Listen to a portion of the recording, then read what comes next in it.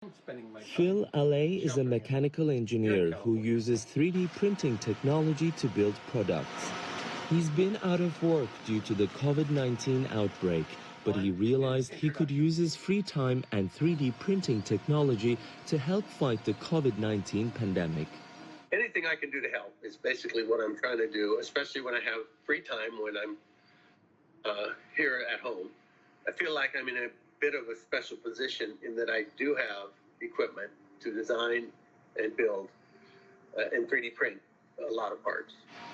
Once he downloads files for a model from the internet, he can produce parts for a protective face shield in his workshop. So this is a frame that I'm 3D printing that can be used for a face shield. The way it's going to work out is another company is going to make a clear shield that clips onto these.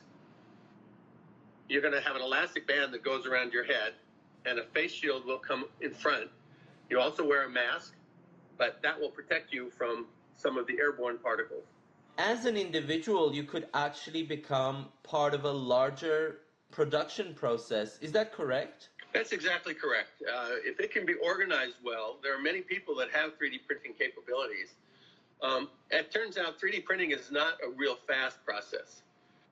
To make a valve, for instance, might take 2 or 3 hours. So you need a lot of people that can help contribute to this effort. Normally, industrial 3D print farms use hundreds of these machines for mass production. The problem with that right now is many of those farms are not able to be used because of social distancing and a lot of shutdowns and those type of things.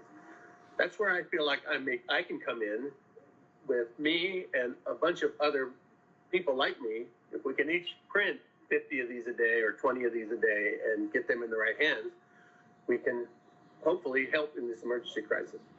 Many skilled individuals like Phil chose to volunteer from their homes across the country to produce medical equipment that are in short supply.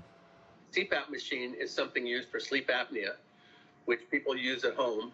And people have studied this and find that with some minor modification, it can be used as a ventilator, which we all know the ventilators are in very short supply right now. So the idea of this one is get the word out to anybody who has used the CPAP and it's sitting in his closet gathering dust. Get them to the right people. We're going to design the modifications it needs. We'll get that to an assembly place and try to get them out. He's been collaborating with engineers and professors from various universities, but putting teams together and getting the necessary funding have been a challenge. It will certainly take a lot of cooperation from many people. Again, a lot of this is communication. You have to get to the people that have equipment like I do and coordinate the effort to get all of the parts into the right hands. Phil and his team may not be able to meet the demand for ventilators, but they feel anything they can produce will help. Ediz, Tiyansan, CGTN, Los Angeles.